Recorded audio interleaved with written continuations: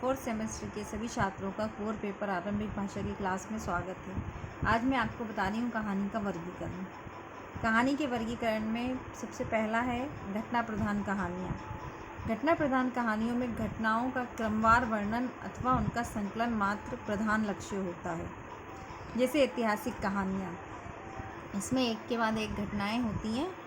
जैसे जो हमारी ऐतिहासिक कहानियाँ इतिहास से जुड़ी हुई, जैसे पद्मावत की कहानियाँ हैं और भी कई राजाओं की कहानियाँ हैं।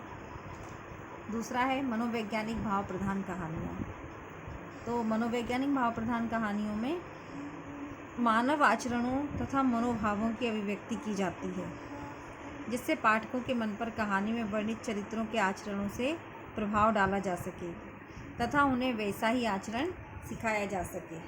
जैसे ईदगाह वगैरह प्रेमचंद की कहानियाँ हैं, जिसमें बताया जाता है कि बच्चों को कैसा बड़ों के प्रति आदर भाव होना चाहिए।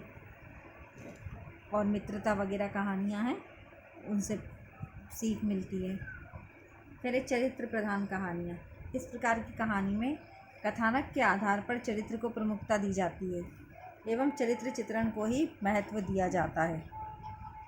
जैसे किसी एक पात्र का चरित्र पर ही पूरा जोर दिया जाए, एक ही पात्र के आसपास पूरी कहानी घूमती रहती है और उसके चरित्र के बारे में ही पूरा बताया जाता है कि उसका चरित्र किस प्रकार का है।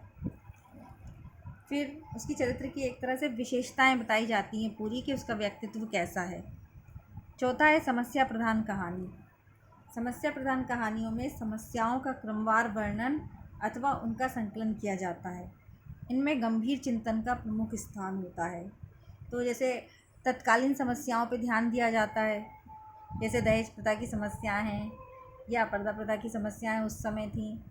तो जो भी समस्याएं चल रही होती हैं तत्कालीन युग में, उन समस्याओं को उजागर करा जाता है। तो वो समस्याओं को उजागर किया जाता है और जो लेखक होते हैं वो समस्या पर ज़्यादा फोकस करते हैं कि किस प्रकार की समस्याएं, क्यों इस प्रकार की समस्याएं हो रही हैं और उन्हें किस तरह से दूर किया जा सकता है। इसके बाद है कहानी का महत्व। कहानी के महत्व में कहानी सुनाने से छात्रों के सामान्य ज्ञान में वृद्धि होती है। उनका जो सामान्य ज्ञान होता है वो विकसित हो जाता है, बढ़ जाता है। दूसरा है कहानी द्वारा बालक में क्रमिक रूप से बोलने तथा तार्किक रूप से विचार करने की शक्ति का विकास होता है। वो एक के बाद एक क्रम से बोलते जाते हैं। फिर तीसरा है कहानी वक्ता एवं श्रोता के मध्य घनिष्ठ संबंध स्थापित करने का एक सशक्त माध्यम होती है। जो कहानी सुना रहा है और जो कहानी सुन रहा है, उन दोनों के बीच में एक घनिष्ठ संबंध बन जाता है। चौथा है कहानी से बालकों की स्मरण शक्ति का विकास होता है, उनकी याददाश्त बढ़ती है। कहानी याद रखना पड़ती है, अगर याद रखेंगे तभी दूसरों को सुना सकते हैं, अगर कहानी भूल गए तो नहीं सुना सकते हैं। तो इसलिए कहानी से बालकों की स्मरण शक्ति का विकास होता है। पहले थोड़ी आधी कहानी, अधूरी कहानी याद होगी, फिर और 2-3 बार सुनेंगे तो पूरी कहानी याद हो जाती है कि क्या होता है। पांचवा है कहानी कल्पना तथा संवेगों के बीच संतुलन करना सिखाती है।